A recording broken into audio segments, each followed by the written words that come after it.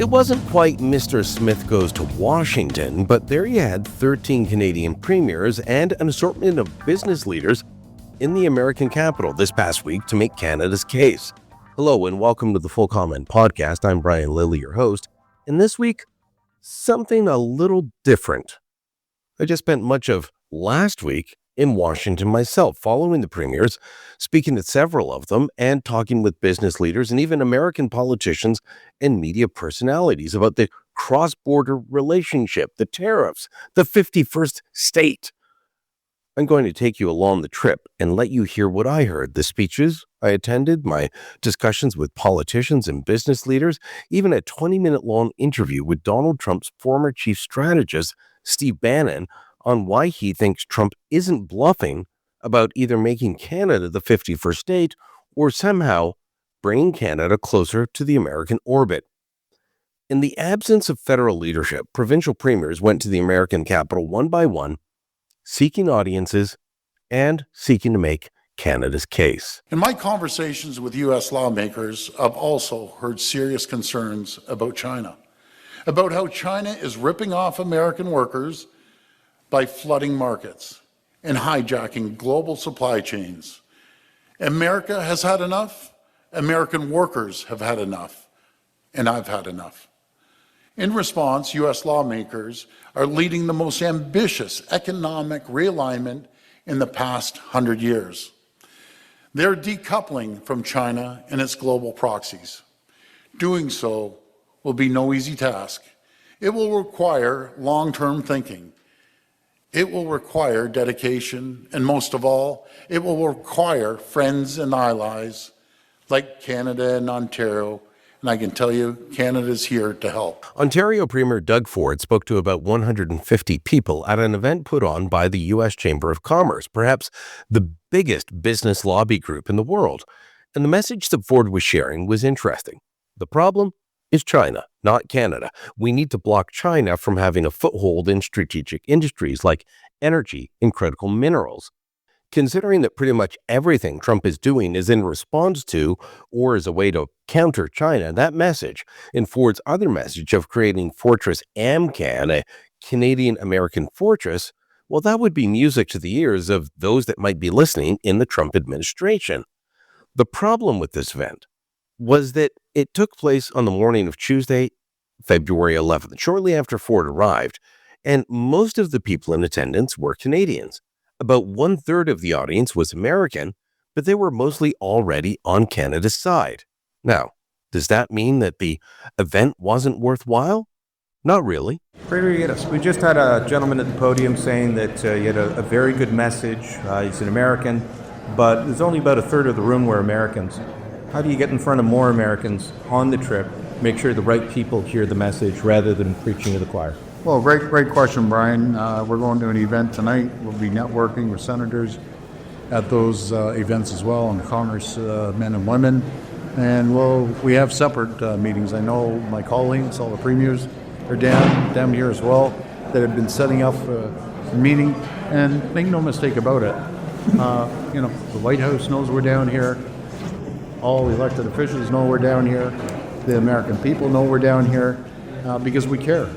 We care about this deal. We care about the Kuzma deal or the USMCA, whatever you want to call it, and just getting our message how we're stronger together, no matter if it's our energy or our manufacturing or the aluminum steel, how important aluminum steel plays in the role down here. So we're getting the message out, and we're happy to be down here. In fact, Eric Miller, an American who has run a consulting firm that operates in Ottawa and Washington for the last 25 years, said that it was actually incumbent on Ford and other Canadian politicians to make the trip. No, I think certainly we will look for opportunities, is what he is thinking. If there are ways that tariffs can be reduced, if you can find a way to move something to 10% from 25%, to have exemptions on things that are just pure additions to the cost of goods and services, he will certainly look for that. And so it's important that political leaders stand up and say that Canadians are not happy with this and that they need to recognize in the United States the criticality of the Canadian contribution to American prosperity.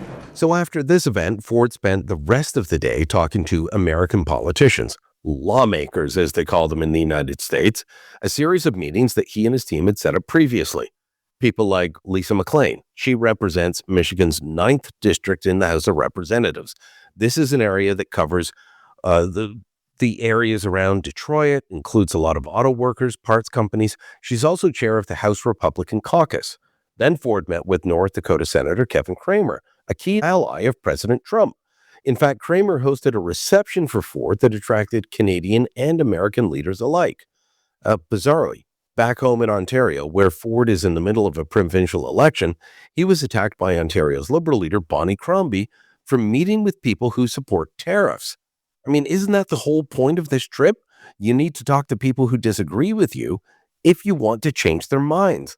No sense talking to people who already hate Trump, think that what he's doing is wrong. You need to talk to people who are on board with the American president and change their way of thinking. Now, as much as the premiers were there on a united mission, they also took on their own individual agendas. Ford with his meetings on Tuesday, Saskatchewan Scott Moe with a series of meetings with members of the House and Senate with an interest in energy and agriculture. Saskatchewan is a province that has been spending time in Washington for over 15 years now. I've been down here 2 to 3 times a year for the last 6-7 years. And certainly, this mission with all of the premiers here is the first time I've seen that. We've seen 5 premiers, I think was the largest amount a few years ago at the conclusion of USMCA. So I think largely when you look, more globally at the mission on behalf of Canadians collectively, very much the engagement with policymakers here in the U.S. was very, very helpful for the discussion that's going to go on for a number of weeks and maybe a few months now. We come at these meetings with a very different background with respect to the industries that we're engaging on and the individual states and representative and policymakers that we may want to engage on. So a number of premiers were down early summer, maybe staying a day later to engage in areas that are specifically interest their province, and then we had the one day to engage collectively as Canadian premiers with a number of folks as well. For instance, something that's very high in the priority of Saskatchewan's economic growth and our opportunity is, mining, energy, and agriculture. So we engaged with a number of folks throughout the Midwest that are, very much accessing Saskatchewan potash to grow their crops, and the ag producers throughout the Corn Belt. Chuck Grassley was an individual that we had a very good sit down and came to many points of agreement, and we'll find our way through this discussion over the next while. He's a pretty big Republican, Grassley. Grassley is very much a large Republican, representing Iowa and a strong voice. I think he's the longest-serving senator or longest-serving elected representative in the place, and just a great guy to meet with and a great representative of his district, his state, and the U.S.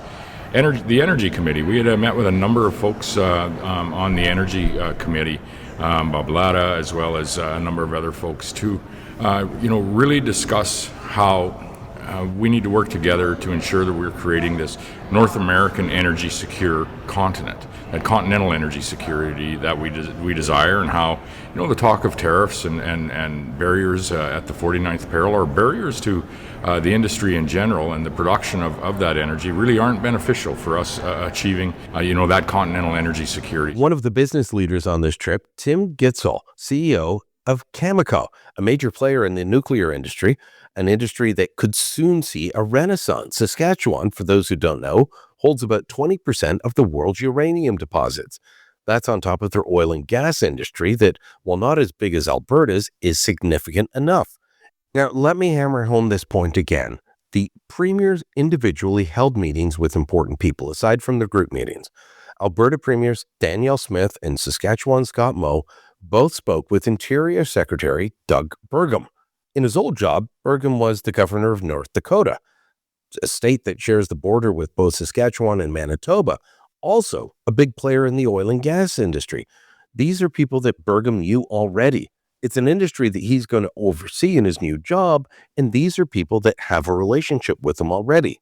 Speaking by phone as she was trying to leave Washington but delayed by weather on Thursday, Danielle Smith said that the American system, part of the problem is it's incredibly different in terms of trying to figure out who to speak to. I think the approach we have to take is have as many relationships as possible, because we're seeing a president who does have very clear views and a worldview that he wants to put in place, but he's open to being persuaded by a good argument. And so I think it is up to us to identify those who are influencers on him, make our best arguments, and see if we can get to the outcome that we want, which is a tariff-free relationship between Canada and the U.S. So I think that's maybe part of the reason that the systems are so different and the approaches are so different. It's just the nature of how they've split up the centers of power in the way their system of government operates.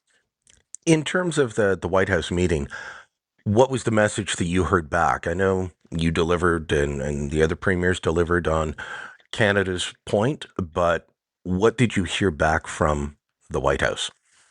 Well, we did hear from a couple of the senior officials who are advisors to the president. I mean, I think what I was encouraged by is that the president was deep into discussions on trying to resolve the Ukraine-Russia war, and they still made time to meet with the premiers. And if it had been a different day, we might have even been able to meet with the president himself. And so they wanted to convey that it was important for us to be there. They were glad that we were there. I think they understand that the premiers have authority over resource decision making and permitting, for the most part in their jurisdictions, which is important because we've got a strong story to tell on energy resources, whether it's oil and gas or critical minerals or electricity or any of those other critical components that they need. So that we wanted to convey.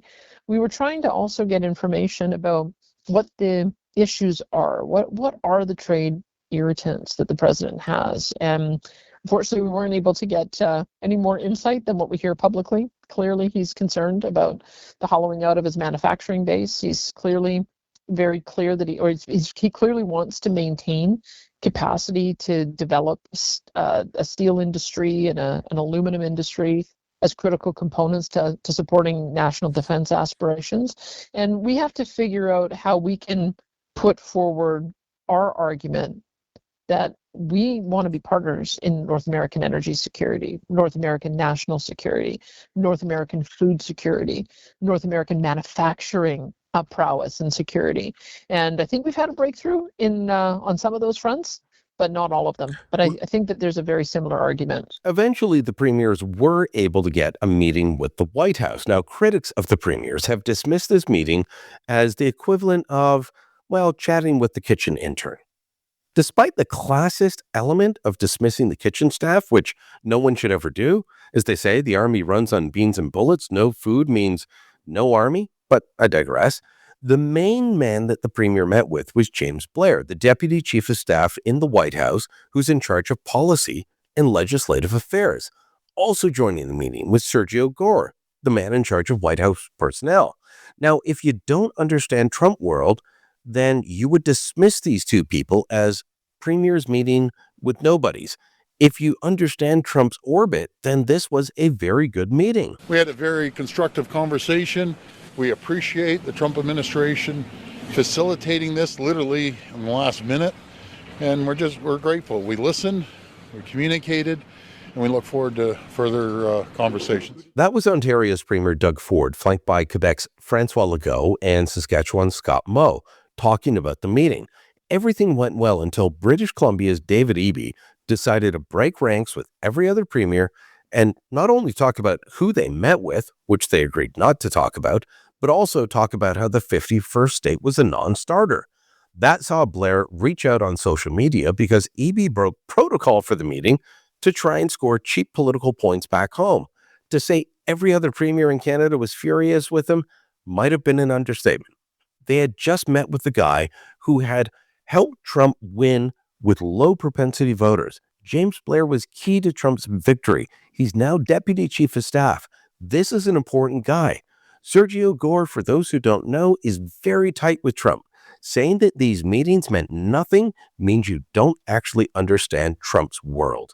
Now, beyond all of that, in addition to the premiers, there were business leaders making the rounds in Washington as well. One of the big issues discussed in terms of retaliation, if we get to that point, is the idea of tariffs on, say, Kentucky bourbon, or as Doug Ford has threatened taking American booze off of the shelves of Ontario's liquor stores and not making them available to bars and restaurants. That's a position that other premiers have said they would follow. Cal Bricker is the president and CEO of Spirits Canada. He was in Washington for some of these meetings, and he says it's actually not clear who those sorts of measures would hurt. We actually sell 3 times more to the U.S. than we bring in. So it would be a novel approach to trade law to retaliate against somebody that you actually send more product to than you receive. The second thing is that the supply chains are so intertwined that it's tough to target an American company if you wanted to. So, for example, if you look at a company like Diageo, they own Crown Royal, they own Bullet Bourbon, they own Don Julio Tequila. So who are you targeting when you're talking about launching a tariff action? And frankly, the provincial liquor boards can't do that anyway. It's the federal government that charges tariffs. The issue with the provincial liquor boards is that they're doing things in a non-tariff sense. For example, delisting products, not putting on the shelves, not ordering them, and it has a very, very negative impact on the jobs and investment in spirits in Ontario. Bricker wasn't the only business executive along for the trip. Goldie Hyder is the head of the Business Council of Canada, the organization representing the biggest companies in the country. He said the Trump administration is looking at a complete revamp of the global trading system, and that we're just a small part of that, and perhaps the message he heard was we should calm down. I would say the pleasant surprise for us was the discussions that we've had with the USTR. As you know, the president has put in place an April 1st deadline for the USTR to provide a report. And I guess up in Canada, we believe the report is about us. The reality is it's about much more. It's about global trade. It's about looking at China and other countries. They really do want to reorient the global trading system, don't they? Yes, I think that effort will be underway, and as I said, I think we're reading everything as if it's applying to Canada. We were very reassured that while there are ongoing irritants, some of which have been through decades of being irritants, that are still on the table, that everybody's hopeful we can deal with, there was a recognition that we have an agreement, it's functioning, the USMCA. That putting tariffs in place would effectively violate that agreement and to some extent question whether it's in existence anymore. There is a process by which we can get back to the table that we were most encouraged that the people who do the heavy lifting and do the hard work of trade agreements are very much planning on sitting down and doing, in their own words, a review of the USMCA, which is exactly what's called for in 2026. So that leaves some reason for hope. Well, hope is hard to come by these days, and Trump's tariff threats, they change by the day. Even while I was in Washington, he signed a new executive order that was thought to be about India and the EU and reciprocal tariffs, but then he added in shots about Canada and the digital services tax the Trudeau government brought in last year that even the Biden admin was against and said would result in tariffs. Well, that turned everything on its head. He continues to talk about Canada as a 51st state while saying we have nothing that America wants. He clearly wants us, and so everything is basically off balance. I'll say, having spent 3 days in Washington, that it was completely worth the trip for the premiers and the business leaders to make the jaunt down. You get to understand what people are saying and what they think. Manitoba Premier Wab Kinew said that this was a charm offensive. And he's completely right. He said it was about the ability to meet people, to smile at them, as only Wab Kinew can, and then to make that personal connection. And I can tell you, having done business in Washington over the last 20 years, they put a greater emphasis on that personal meeting, that connection, than we do in Canada. So these meetings, maybe they don't have a short-term impact, but they will have a long-term one. Now, as for the other issue, the one beyond tariffs, the idea of us becoming the 51st state, it took some time to reconnect with the man who was one of Trump's top advisors in his first term to get a sense of the American president's thinking. My chat with Steve Bannon comes up right after this break. Steve Bannon is an interesting, if not controversial, figure. I first met the man more than a decade ago. He had come in to help run the Breitbart News organization after the passing of founder, the late great Andrew Breitbart, the man I also was able to get to know. This was 2012. It was the first Obama administration, long before Donald Trump was even thinking of running to be president.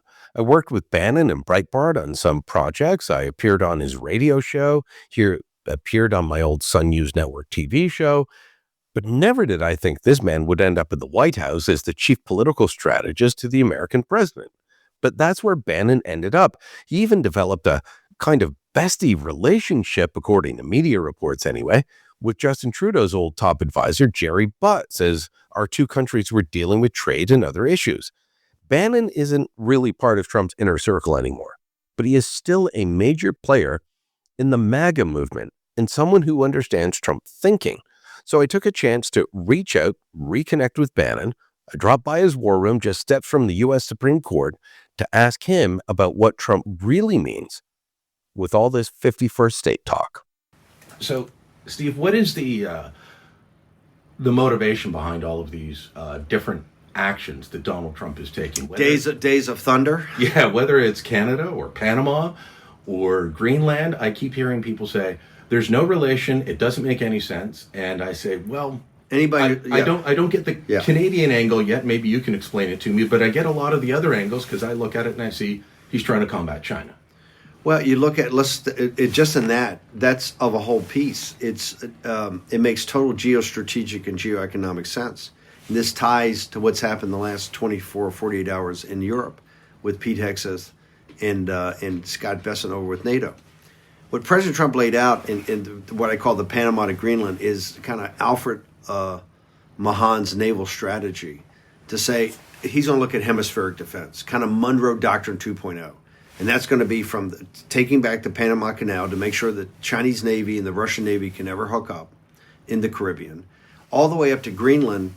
And remember, Greenland, if you control Greenland or in partnership with a free Greenland and have bases there like we've had in World War II, there it was to keep the sea lanes open. Here is to close the sea lanes against Russian fast attack and ballistic missile submarines coming out of the Arctic, out of both Murmansk and Archangel.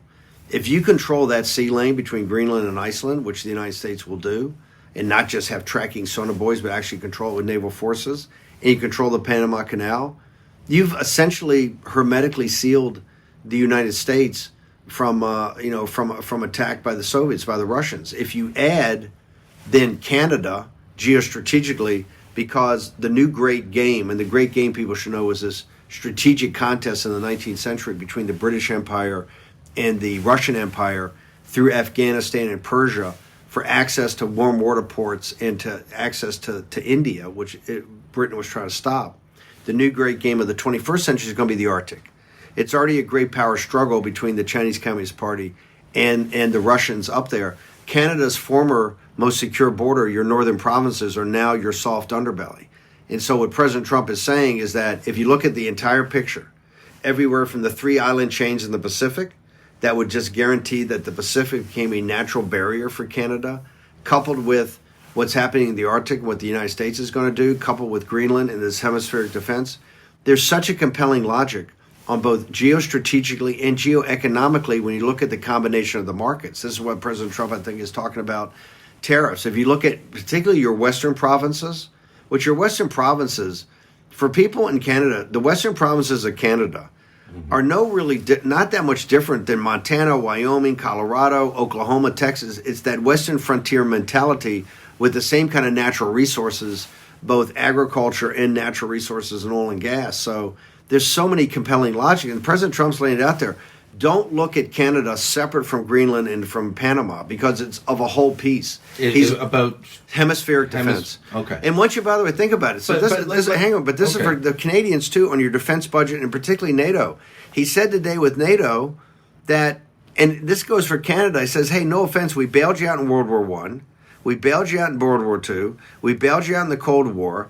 You're just not a priority anymore. And the Russian army is kind of your problem. We'll still be there, but it's not vital national security interests. And the Canadian people, I think, have to have a deep conversation with themselves about the direction of the 21st century. I mean, Canada's been a tremendous ally of the United States, but they've been a better ally of Britain and Europe. Look at the blood sacrificed by the Canadian people in World War I. Massive. Look at the bravery. People never talk about it, but on D-Day, look at the sacrifice of the Canadian forces at the tip of the spear on D-Day and then going through Normandy and the breakout to Paris. tremendous sacrifice. Look at everything that happened early on when the American volunteers went up to Canada to become part of the Royal Air Force to fight the Nazis in the early days. Canada, more as much as the United States, has sacrificed more for old Europe, as Churchill said. I think Churchill actually said it in Canada, that the new world was coming to the defense of the old world. Well, look, after doing it for a century, the new world's saying, look, we have our own strategic concerns, particularly with the Chinese Communist Party. And please, in Canada, remember, the greatest vulnerability we have now is the Arctic. Okay, that's where it all comes together. It's a great power struggle. And President Trump is bound and determined to secure the United States from that. And that's why I think Canada's a central part. If you go back and look at the economics on both us as a unified market, geoeconomically, if you look at the logic of us united geostrategically in a hemispheric defense, the logic speaks for itself. I just think it's now time for the Canadian people to start to really think through the 21st century, because if you look at Canadian politics, it's been so much small ball over the last couple of decades. Now, huge questions about the future of the country and the future of the 21st century are before you. President Trump is not trolling people in this. I have people call me all day long. Is President Trump just trolling? Is President Trump just trolling Canadians? That's what it seemed like at the beginning. Yes, it seemed like he was poking Justin Trudeau in the eye. Although he refers to Trudeau as Governor Trudeau. Yeah. He is not, for the Canadian people. This is why I've decided in a very busy time to take this interview, because I have such respect for you and such respect for your paper. This is serious. President Trump I think of everything we're working on, that President Trump's working on, I think this hemispheric defense, which is Panama, it's also Latin America, with Bolsonaro and with Milei and getting the Chinese Communist Party out of the Amazon.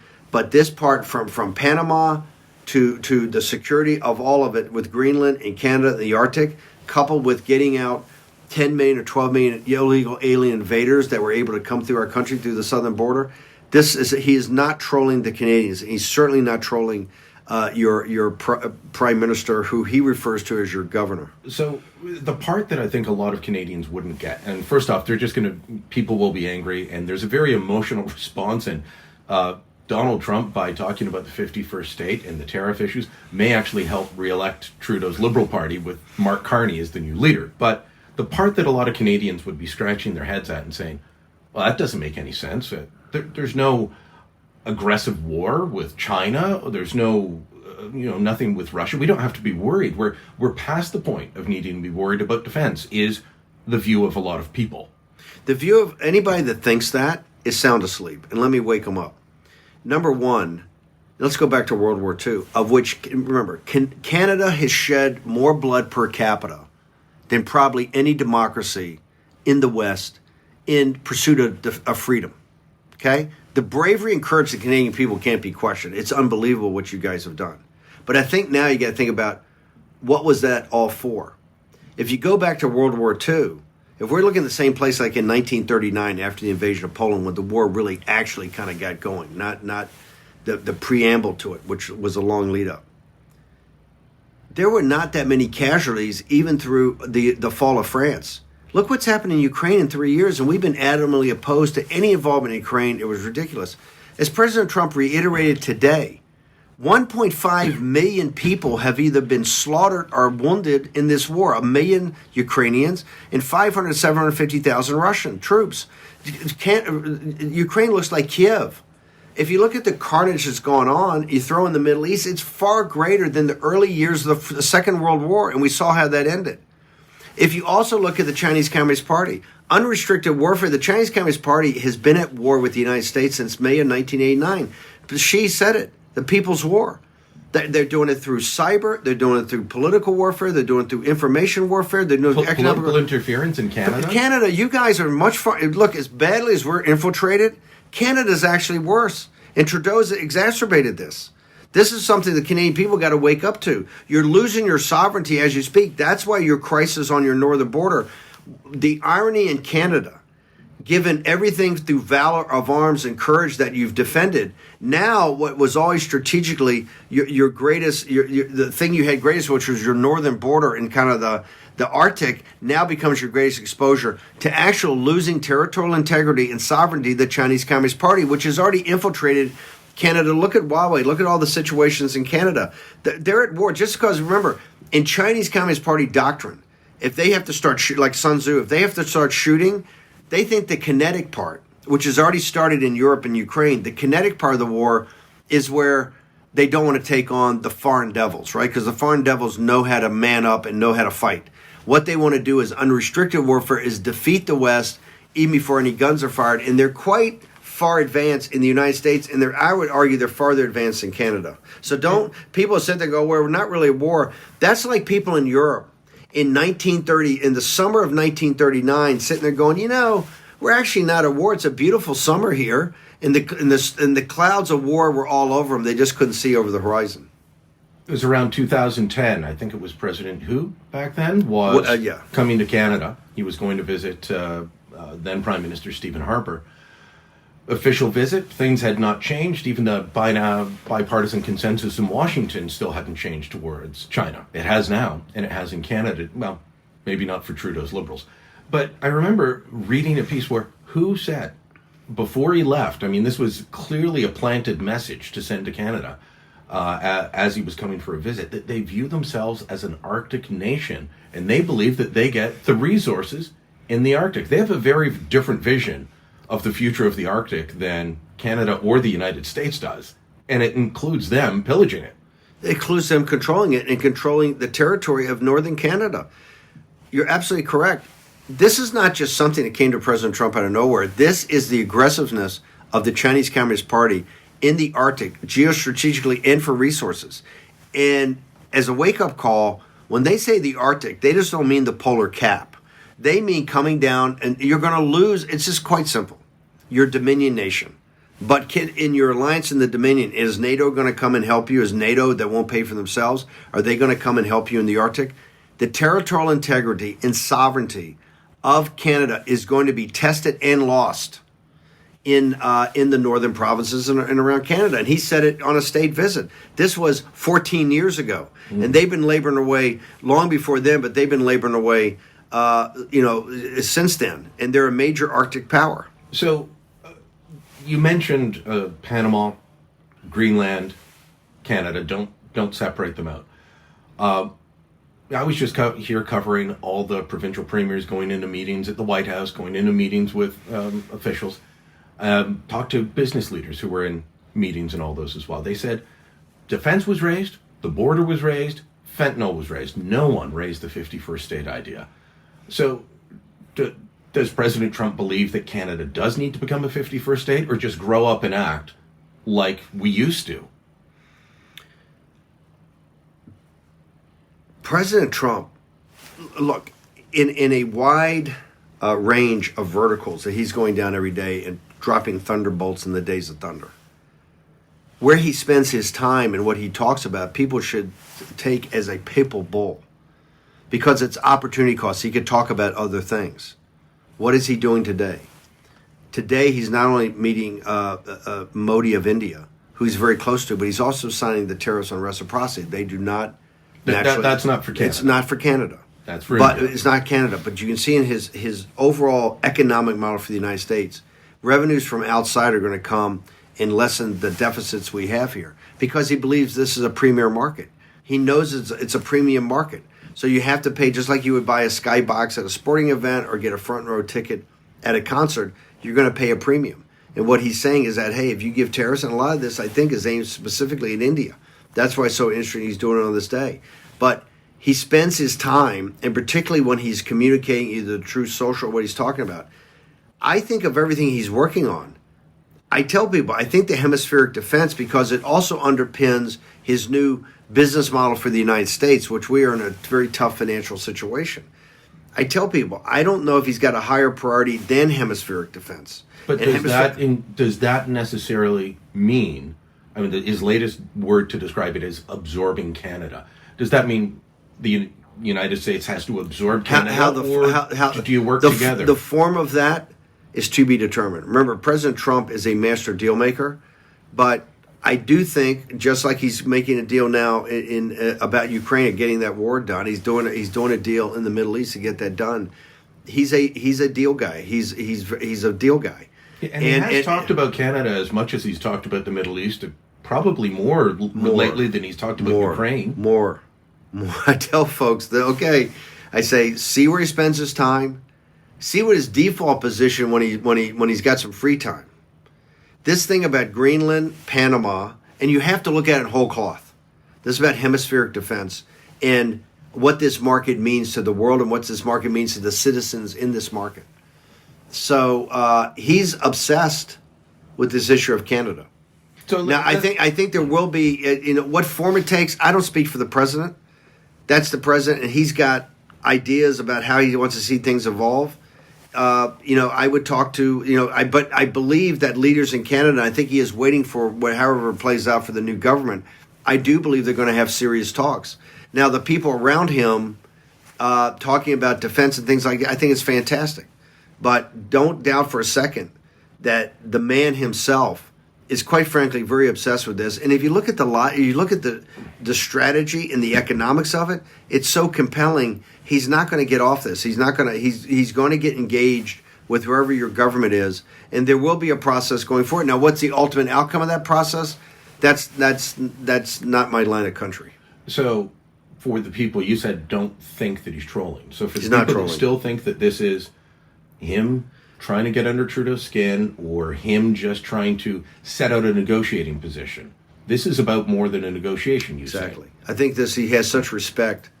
His partners in Canada, he has such respect. Plus, President Trump is a student of military history. For those of us that are students of military history, the valor and heroism of the Canadians, particularly in World War I and World War II, are really astronomical. I just think that there's got to be my strongest recommendation. I say this to all my friends and people during the inauguration. A lot of people from Western provinces, business people and people in government, came and actually sat where you're seeing today, or I hosted them upstairs. And I just tell them, I said, you should begin a national conversation about this. This is the time that Canada should really talk about the 21st century, and where the comment of the premier of president of China didn't get a lot of play back in 2010. You should revisit that, and that should be a big part of the national discussion. Look, clearly, the Canadian people have to make up their mind about what they want to do and where they want to go and who they want to be affiliated with. But I think that conversation, those discussions and that debate should commence. It might be having the reverse outcome of what he wanted, because conservative leader Pierre Poilievre was looking like he was going to form the next government. Now anger over this has a Mark Carney-led Liberal government tied or leading. And you could end up with a very left-wing environmental zealot who will win by campaigning against a very left-wing environmental zealot like the government you've had will only lead Canada more rapidly to the edge of the abyss. Right? These people are radicals. They have these bizarre economic theories. So he wants a carbon tariff on anything that comes from a country that doesn't have it. What would the reaction be in Washington to Canada saying, if your climate plan's not good enough, and the American one would not be good enough for Mark Carney, what would the reaction be to Canada putting a carbon tariff on every import that we have from you? I think it would be a complete rethinking here in the country about what our relationship is with Canada. I think that if you did that, you would essentially say that we're a hostile power. I think it would be reviewed by the American people as that. And I think it would be reviewed by people in Washington as that. And I think it would be reviewed by President Trump as that. What should we be watching for in the next couple of weeks? Number one, I think just continue to watch President Trump. And one thing, he's not trolling. And this is why I think when he talks about this, and he talks about the geoeconomics of it, he talks about the geostrategic nature of it, is you should spend time understanding what it means about Panama to Greenland, what it means about the real threat to the Canadian people, what it means about, this is a naval strategy. This is essentially to take the Western Hemisphere, which is an island. It's a relatively small island off of the Eurasian landmass, which is the main, if you look at Earth's globe, you have a massive landmass, Eurasia and with Africa. Then you have a relatively small, compared to that island off that is the Western Hemisphere. You have a Pacific Ocean the Pacific is almost like a huge ocean desert, okay? What the president is proposing is really a naval strategy of the three island chains in the Pacific with the Pacific Ocean also protecting us, and Atlantic Ocean, where the United States Navy and potentially the Canadian Navy basically shut in the Russian fast attack and ballistic missile submarines in the Arctic, or that we can follow them wherever they go. We've controlled the Panama Canal, so there's no possibility of the Chinese Navy, which is huge, teaming up with the Russian Navy in the Caribbean. You've essentially sealed off the hemisphere of North America, right? And so hemispheric defense, then you look at what President Trump's talking about in an Iron Dome as some sort of anti-ballistic missile sort of apparatus, of which Canada would participate in. It's pretty, you unlike the sacrifice we had in the 20th century, which did not, remember, it did not save us from the problems in Europe. We then had to go back and win the Cold War. And quite frankly, they've come back in Ukraine. And so Europe as a cockpit of these conflicts is not going to go away. But that's a European problem. And the Russian army is a European problem. It's not an American, it's not a Canadian problem. I think what the Canadian people would do is, number one, take this seriously, follow what President Trump's saying, and I think get it on your national agenda and start having, talk shows and conferences. People are to be debating this. All right, Steve Bannon, thanks so much. Thank you, sir. Appreciate you. I hope this episode has given you some insight into how Canada-U.S. relations are going these days, into how the Americans are viewing us. There's so much more to say than we could possibly fit into one podcast. One of the keys to understanding, though, is to listen to the other side, even when you don't agree with them. It lets you understand where they're coming from and then develop a strategy, a response. Hopefully, Canadian leaders are doing that. I'm sure that we'll be talking about this issue in the days to come. There will be more podcasts on these issues. Full Comment is a post-media podcast. My name's Brian Lilly, your host. This episode was produced by Andre Prue, theme music by Bryce Hall. Kevin Libin is the executive producer. You can subscribe to Full Comment on Apple Podcasts, Google, Spotify, wherever you get your podcast. Remember to leave us a review, tell your friends about us. Thanks for listening. Until next time, I'm Brian Lilly.